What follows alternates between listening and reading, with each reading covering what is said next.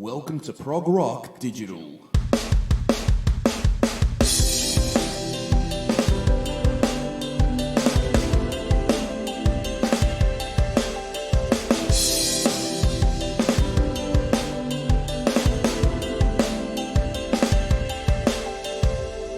Hi everyone, and welcome back to another episode of ProgRock Digital. Today we're chatting with Gary Wehrkamp from the band Shadow Gallery. Now, Shadow Gallery are currently on hiatus, or if you like, brief pause. So we touch on, well, side projects, guest appearances. We also touch on the bands that Gary's currently working on. And initially in our conversation, we speak about, well, a fire that ravished through Gary's home back in 2015 and how he's been able to rebuild from that. We're with Gary just after this.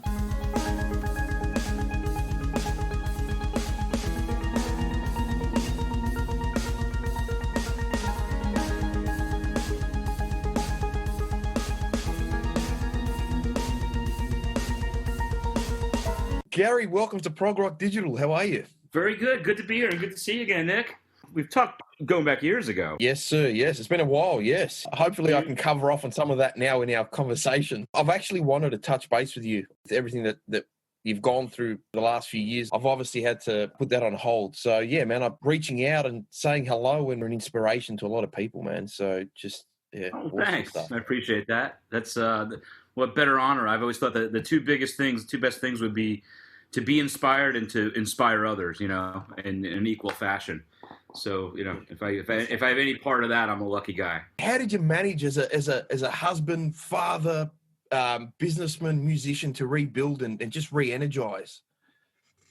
Well, I'll tell you what, it really tests your character in some of the ways. I felt like I succeeded in being courageous, but just as much I was equally pretty failed at times and really kind of searching for kind of the strength to go on. It was one thing to lose, my stuff in my house. I mean, I was thankful my family was safe, but also my teaching business and then also my studio.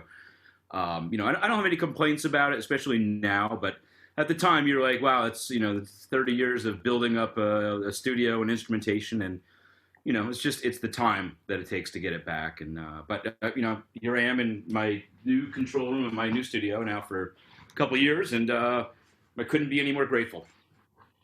So I take it you've had a fair few projects between now and then, obviously, yeah?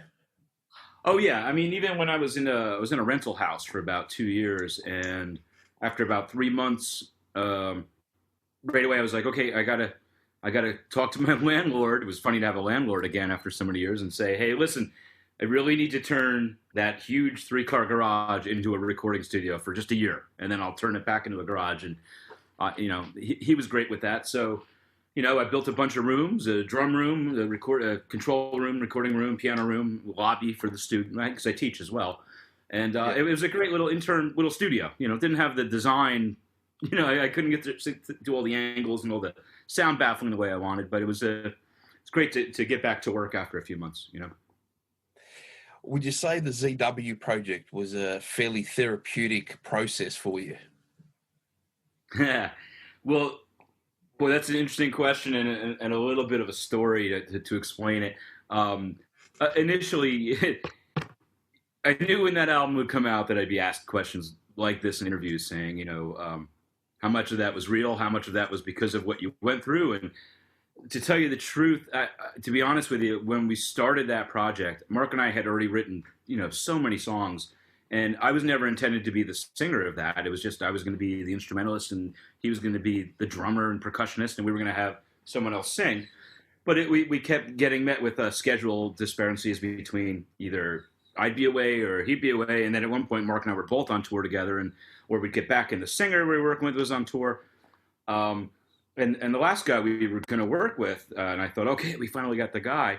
He ended up going on tour forever and really never coming back. And it was Robbie Wyckoff, and he was touring with Roger Waters. And somewhere in the middle of all that, our style changed, and somebody from a record label said, hey, we're not really doing the prog thing anymore. And we were like, oh God, we just finished like all this music and we're just waiting on a singer. And, so they said, can you do something a little more emotional, a little more Pink Floyd, a little more dark? And I thought, well, God, yeah, that's easy to write that stuff like that. I mean, I haven't done it since I was 15, you know. So it was kind of hard because I was in such a great place in my life. You know, my life was just, it couldn't have been better. It was fantastic. And I was doing everything I wanted to do. And I was like, well, how am I going to write lyrics to this? You know, so when I started it, If It's Real, I was like, well, I don't know if this is real or not for me, but I guess I can imagine myself feeling these things. And that first song really wasn't real, and it kind of inspired the theme of the whole album because I didn't feel that dark depression and all that. I went online and researched it and came up with some lines, and then by the time I got to the middle of it, I put myself into it. And I'll tell you, little by little, you know, you've heard the expression "life imitates art and art imitates life." I started writing more and more dark songs, and Mark Zonder, my partner, was like, "Oh, this is great. This is a whole new thing for us." And he goes, "What's the next big thing we do?" And I'm like, "Okay, I'll just get on it." I said, "Oh, that's a good song title, The Next Big Thing." And so I just started writing a song like on the spot, and little by little, the songs were getting darker and darker. And halfway through that is when I, you know, was listening to nothing but that and thinking nothing about dark lyrics and depressing thoughts. And little by little, my life started to collapse, and I was like, I didn't even see it coming. I was like, what happened to this great, perfect life I had? And then everything started falling apart, everything. And then, of course, in the middle of all that was the fire. And so when I wrote songs after that, they really were from the darkest place. But, you know, ultimately, as I came out of that, I was writing more positive things, which ended the album. And so it was really quite a journey that started like with Fabrication and went through me in my darkest times of my life, and then ended up me getting through it. So it's a very interesting record, you know, for me in that sense. Yes, yes. Well, if we go back, if I could just take it back, say, you know, maybe 10 or so years or even 15 years, if we look back at Amaran's Plight. Yeah, okay. So a good friend of mine, John Crawford, obviously is the man behind sort of putting that together, if you like. I was talking to John last night, as a matter of fact. Ah, cool, man, cool. He kept on saying how excited he was at the fact that you were working on it with DC Cooper back then. Yeah. And this is, you know, like, you know, 2005 or, you know, 6 or whatever it was. And he was absolutely ecstatic. And he was, you know, just, let me ask you, what was it like working with DC Cooper? But also, just run me through that project if you can. Oh, boy. How long is your program here? The making of that was, oh gosh, I don't even know, 5, 6, 7 years till the time it was released. Basically, John wrote to the Shadow Gallery fan club, and that was at a period of time where I was answering all the back when fans actually wrote real letters and mailed them to you, which actually I enjoyed that a lot more. I mean, it's nice to get emails and comments on Facebook, but it was great when people would take the time to write a letter, you know, and I would write them everybody back. It took a while, but I made sure everybody got answered. And I remember in the stage, I answered every single piece of email in this big bag, except for his, because John's his handwritten letter said, like, I've written a great concept album. Shadow Gallery should use it for your next album. Let me know, and I'll, you know. And it was kind of very forward, and I know his intentions were good, but, you know, I read it and I was like, the only one I was like, listen, pal, we don't need you to write our next album for us. We got plenty of ideas. But he's like, I already have the music picked out and what it's going to sound like. And lyrically, you know, I got a great storyline. And so I didn't reply to him, rudely of me. And then about, I don't know, 3-4 weeks later, he wrote another letter. And it said more or less the same thing, but it was worded nicer. And then about 6 weeks later, he wrote another letter.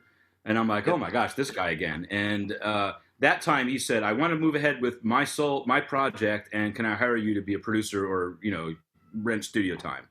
So at that point I was like, okay, that's a little more respectful. He's not telling us we got to do his you know, we call it Shadow Gallery. And just before I actually called him, he was very resourceful, and he went on the back of the thank yous of our albums, and he found different like music stores that I had thanked, and he started calling these music stores to get my phone number. And I know, you know, I think the first one they said, we weren't going to give him your number. And then the second one, I don't know what he said, but they did. So he called me right around the time I was going to call him. It was very loose. He had a lot of ideas, but there was like 20 song ideas. And I said to him, if I'm going to produce this, the two first things we have to be sure we have, because I can play a lot of the music, is we have to have a very solid drummer and we have to have a very solid singer. Yep. And then, of course, we have to have very solid songs, which I think you and I can do ourselves. But if we don't have the drummer and the singer, then there's no album here, and I'm not going to produce it. And Yes. he said, well, I've got a great drummer. He plays in a cover band in Lancaster by me. And he sent me a video of him, and I was like, this isn't the guy. This is a local drummer who's playing AC/DC. That's not what this album is going to be about. So, eventually I did all the drums myself, mostly by hand, playing it on my keyboard. And we got Nick DiVirgilio, who's brilliant. And when we started talking about singers, I said, well, I know DC, and he'd be a great addition. Or maybe John even said, well, you know DC, what about him? And so I called him, and he heard the first couple of songs, and DC really liked him. He called me, he goes, man, these first two songs are really great, and, let's talk about doing this. And then it was a long period of rewriting and shaping the lyrics. And, by the end, I really am happy with the way it turned out, but it was a long process, a lot of work. How about another successful project that you've been a part of, obviously assisting with compositions and so forth? James LaBrie's Malmuzla. How did Gosh, now you're going way back. how did you go about recording your parts of that? Obviously, things weren't as remote as what they are now. Yeah, I mean, it was the record label who set that up. I think James went to Magna Carta, or Pete Morticelli from Magna Carta Records offered James the chance to do a record. I don't really know how that came about. And James said he would be interested in collaborating with a few people on it. And they gave him our number. And so he collaborated separately, but also together with Carl, Brent, and myself. And I think we did two records together. So the first one was a lot of mailing CDs to each other. It was back in those days. I don't even think you could email music back in 2000 or whatever. I don't even know when that was, but it was I wasn't emailing music so much then. So it was like mailing CDs, and I'd have ideas, and I'd give them to Carl. Carl would write some lyrical ideas and send them to James. He'd try some stuff out. By the second album, I believe, or maybe it was the first one, he actually flew down to work face to face, which was a much nicer experience. Yes. And so to spend a few days with him in a good studio and really kind of bounce ideas off each other. And James he's fantastic. I mean, he's very smart, very talented, but he's every bit equally as nice and just very polite and just great to work with. So I remember that whole experience being really moved by him, moved as a person. And while we were nice face to face, our emails were totally, joking and insulting and just ridiculous and stupid nonsense. But but I wasn't there for any of the recording of it. I think he did the recording up in Boston, and that's when he was already working with Mike Mangini in those days, who would eventually become to be in Dream Theater. But I remember sending Mike the songs, and honestly, Mike Mangini is so good that I remember thinking, I'm gonna write, because I would write the drum parts, and I would write the hardest drum parts possible. It was like I gotta write for double bass, really really crazy fast stuff, because I know Mike's the one guy in the world who can play it, and some of that stuff was cool and fun to do. And I don't know if James ever knew this, because he gave me a great compliment once. He was like, man, you're just one hell of a drummer, Gary. And I was like, well, thanks, James. But I was actually doing the double bass with my fingers on my keyboard. And I was I would set up just nothing but cymbals and the tom-toms. But all the kick drums and the snare, I'd be like, and then I would overdub with a couple room mics, just me hitting the crashes and the hi-hat and the toms. And so it sounded like a real kid. It sounded like I was really drumming, but I really was kind of faking it. But I'm no Mike Mangini, I can tell you that. So what other projects sort of stick out for you other than the Amaranth Plight and Labrie? I mean, what else is there that you can proudly sort of listen to now and think, gee, man, I just, that they were awesome times. That was an awesome recording. That was an awesome process. You know what? I hate to say it this way, but pretty much everything, and and a lot of that included local projects as well. And when I kind of really opened up my own studio and got that going, I was mixing in lots of European projects and bands like Divided Multitude. I worked on I don't know if you heard of it. Flaming Row was a great progressive rock album. I think I did 3 of those. So usually when I would do a record, I'd get called back and do another one. Enzo, Drumrama, and the Glory Ensemble. I think I worked on three, maybe four, probably 3 or 4 of those records. But mostly as a singer, sometimes a guitar player. One album I think I just mixed. So like they just continually would happen. It would be a Flaming Row, Enzo, Roswell 6. That's going back a bit.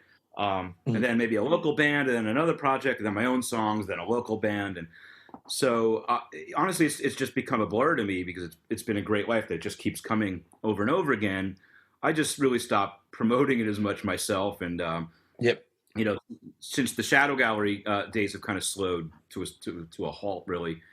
It's been even busier. But back in like 2006 through 13, when we were recording a lot and getting ready for a tour, then a follow-up tour and some festivals, that kind of slowed down my album production a little bit, just because I know bands do this all the time, but it just took a little bit of extra to do that, and then also play local gigs in New York, and then rehearse on weekends and prepare for a tour. But all throughout this, I was working with DC on other stuff, and Mark Zonder pretty much nonstop, just getting things together. And it's just very ironic that Mark and I worked on lots of heavy, crazy, progressive rock ideas, just to finally put out a really, soft, quiet album that was very different. Like I said, really at the interest of a record label exec who basically said, "Hey, if you can do this, that's what we're putting out now." And so they kind of steered us in that direction. But we just started working on some new material, and I don't think it's going to be quite so dark and slow. Okay. The first couple, we just finished the first couple songs, and it's a little more upbeat, a little more progressive, and I'm very excited about it. I kind of think it's some of the best things we've written of the 80, 90 songs we've worked on. Yeah. How is it working with Mark? He's an absolute machine. Yeah. He's a real jerk. No. Mark is he's I'll tell you what, like there's a big word for me that means a lot, and compromise. And when people are compromising to me, it encourages me to be compromising back. And I don't know how Mark and I got in this routine, but we pretty much just agree with each other on everything. You know what I mean? Okay. But it works because we're still driving each other to do new things. But I don't tell him how to play, what to play. He doesn't tell me what to play, how to write. He doesn't come in and say, change that lyric. I don't come in and say, don't do that big drum fill. So a lot of that, we did. I was out there when he was in San Diego, and we did work face to face going back, 15 years ago probably. But since then, it's been at my studio. He has his, and I encourage him to generate the idea. And I think because I'm usually away at gigs and teaching students 5-6 days a week, he usually gets a jump start on it and sends me like, "Hey, here's 5 ideas," and they're all interesting. They're never boom, tat, boom, boom, bat. They're always just very different. There's toms everywhere, isn't there? Yeah.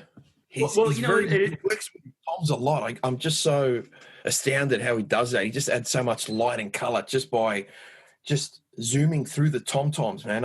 In any way, shape, or form, he just throws that element in each and every time. It's just, from what I hear anyway, it's just amazing, man. Yeah, that's a good observation. But ironically, he only has 2 tom-toms. But he also mixes electronic stuff, at least for the last 20 song ideas we were working on or more. So, but he incorporates them into the beat. He doesn't wait and just play the hi-hat, snare, and kick, and then wait for a drum fill to go. You know what I mean? His beats, his entire construction of the foundation of the song and the beat is going to be working in the tom-toms all the time. And it's nothing new, but the way he does it is really, I think, very, very well thought out. And yes, I'm lucky because we complement each other, because neither of us want to play anything basic. Neither of us want to write or play anything that's been done before. And that's the challenge. And we challenge ourselves in that sense. But when he sends me an idea that's kind of way outside the box, but yet still very, very approachable, I'm going to go, okay, what can I do with this that will equal him in the creative sense, that I'm not going to sit there and hit a chord over and over again. And so it immediately sets us both down the same path. And I'll immediately, from the beginning of my songwriting process, I'll listen to his drum beat, And I won't be thinking, okay, I'm going to play this chord progression of A, C, F, and G. I'll say, I'm going to play an open A on the chord. I'm going to wait. I'm going to do a different instrument on the offbeat for the next sound. And then I'm going to layer 9 guitars to play the third beat. And then I'll do a riff, And I just think what's the craziest way I can come up with a new original sounding production while not coming up with just some random set of chords all the time? Yes. Now, before you touched on your, I guess your local projects, how's the Pink Floyd band going? Oh, yeah, I forgot. I mean, that took a lot of time. That was like, I guess, that was like my midlife crisis. Some people buy Corvettes and expensive cars and, take vacations or play golf every day. I decided to put all my time into a Pink Floyd tribute band. Right now, it's hard to answer that right now because everything's kind of stopped because of COVID here in the U.S. and there's no gigs to play and there's been nothing booked, and I didn't have anything booked as it was even at the beginning of the year because usually we play more spring and summer, and so we finished our shows last summer, last fall, and then like it kind of stopped it in its tracks. But I can tell you that project really kind of started off. If you want to hear a brief story about it. I never set out to be in a Pink Floyd tribute band. I had no desire to do it. I really have no desire to listen to any Pink Floyd songs. I mean, as a kid, I was the biggest Pink Floyd fan in the world. That was it, from age 11 to 21. But the truth is, I went to an open mic night. Do you have those in Australia? Of course, yes. Yeah. So it was 2 minutes from my house, and the guy who owned the bar was a piano student of mine, and I told him I'd come out and try to bring people and help support it and sit in. But my goal wasn't to go and play. I don't have a desire to go there to jam and play. I want to support other people, and at the end of the night, maybe I'll play because I hope this doesn't come across the wrong way, but the whole idea of that is to have people of all levels, amateurs to whatever, go there and experience a great time with music. And I think it would be wrong for a professional to get up there and play early and kind of intimidate somebody who's maybe already nervous as it is. So my goal was, I'm not going to play. I'm going to show up, and then if some people call me up to play with them, I'll let it be their thing, and I'll just kind of fill in. And one night I was playing up there, and a couple guys, we were playing a couple songs, and towards the end of the night, and they said, "Hey, let's do Comfortably Numb." And I said, "Oh, okay, sure." So we did it, and I mean, honestly, it was just pretty terrible, and it wasn't really any fun for me. And the next week, I'm up there and I'm playing again at the end of the night, and the same guys are going, "Let's do Comfortably Numb again," and they were all excited. I was like, "Oh, okay, yeah, but can you guys go to D and A on the? Really, can I just tell you how the chorus goes because it doesn't go for the chords you're playing. Everybody's playing different chords." Yeah. So we did it again. Next week comes up, they see me, they're like, "Gary, let's do Pink Floyd." And I said, "Guys, I'll be glad to play a Pink Floyd song with you under two conditions. It's not Comfortably Numb anymore, and we all agree to learn the song and get up there and kind of play it, with a little bit of respect because I'm a big Pink Floyd fan going back."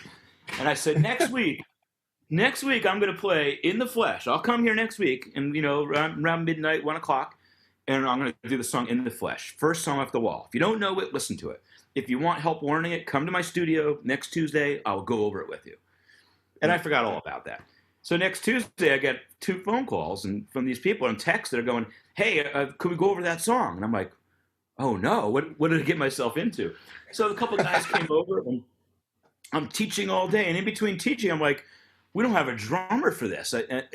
So I programmed the drums on my keyboard real quick, programmed some of the backup like choir sounds. And because I know that the keyboard player had the bar owner had the same keyboard I do, this TS12. It's hidden behind me here, but so I could bring the disc in, pop it in, hit play, and we'd have drums, and then the rest of us would play along. So we did that, and it went over okay. I said, let's add the next song, So we added the next song in the Flesh, and then it was like, let's add the next song. So we just kept adding songs, and then all of a sudden it started to come together, and then I got a drummer to play it and learn it. And after about the 4th week of doing this woman comes up to me. She goes, "I'm a promoter, and I'm running this festival called Summer of Love, and it's a big festival," which it was, and it was a very small festival. She goes, "What is the name of your band, and can I hire you to play it? I have a spot open on the weekend." And I was like, Yeah, give me a second. I got to hit the bathroom. And I went in the bathroom. I'm like, think of a name. You know, I don't have a band. So I made up a name, which I think I called at the time Off the Wall or whatever. And I made up a name and I gave her a price and said, yeah, we'll do it, but we want to limit it to a 40-minute set. And so we did. We played this show. And from there, it just went to another show and another. And then little by little, I started programming the sound effects. And in my studio, I was like, I got a little extra time this week. So I got really into it. I mean, I spent all my time going, I got to find a good helicopter sample, you know. And I don't know if you're familiar with the album The Wall, but we did the whole first album side. And I was like, we got to record kids. So I got my son, who was like 6 at the time, and a couple of his friends to sing that part. And it just grew and grew. And I was like, you know what? I'm going to mix this for surround sound, bring out more speakers. And then I was like, I got to get some girl backup singers and make this better. And I would start doing video. And it just grew. Like every 2 months, I added another element. And, you know, I thought nothing of it. But I remember we opened up for one of my other bands one show at a big outdoor event. And I just watched everybody's heads. And when it comes to that point in a song called The Happiest Days of Our Lives, where a helicopter comes in, I panned it through all the speakers. So it sounded like it was starting way, way back here and coming in and then hovering down closer and then going this way. And I just watched everybody's head in the audience go and try to follow it because they thought it was real. And I was like, oh, man, I'm going to have fun with this. And so from that point on, I was like, I'm going to add echoes to my voice and put them through different speakers at different times. And, you know. And I just got so into it, and it became like a 4-year or 5-year obsession of going, what can I do that no one else has ever done? You know, because I wasn't really interested in playing these songs. And then the other guys in the band, I slowly replaced band members with, you know, maybe some more people who were willing and competent. And they were like, you know, we got to do money, and we got to do this. I said, no, we're not doing money. We're not doing Wish You Were Here. We're not a Pink Floyd tribute band. We're a different thing. And they're like, we got to do it. Everybody wants it. And I said, if we're going to do money, I'm going to re-rate the song to where nobody recognizes half of it.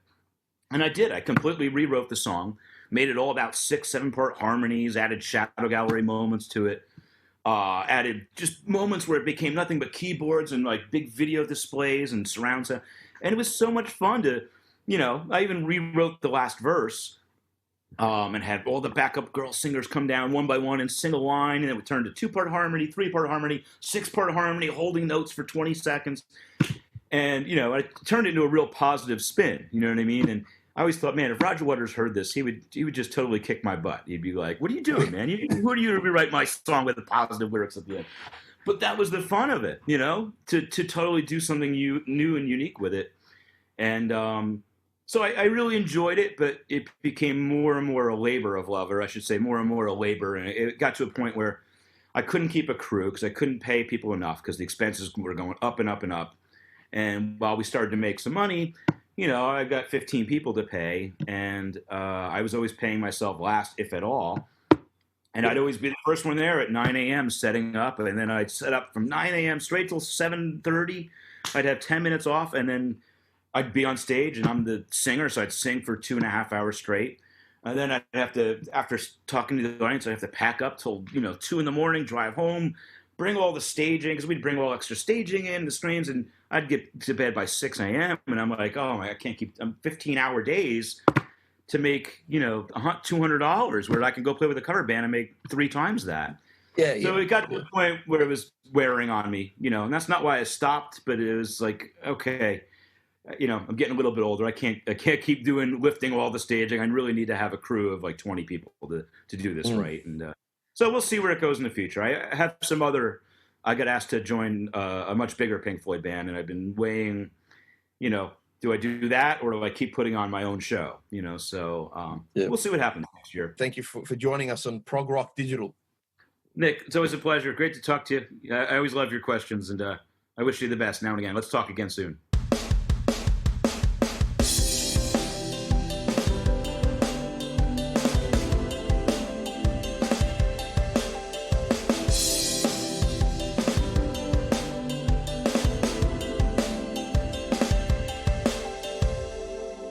Hey everybody, it's Gary Wehrkamp from Shadow Gallery, Amron's Plate, and a few other bands here and there. Just saying hello and reminding you to keep it here, and you're listening to ProgRock Digital. Well, that was our interview with Gary Wehrkamp from the band Shadow Gallery. I hope you enjoyed it, Until next time, don't forget to download and stream the ProgRock Digital podcast from wherever you stream and download. You can visit us at progrockdigital.com. You can email me at progrockdigital@gmail.com. This is Nicholas Georgakopoulos. Until next time, bye-bye and take care.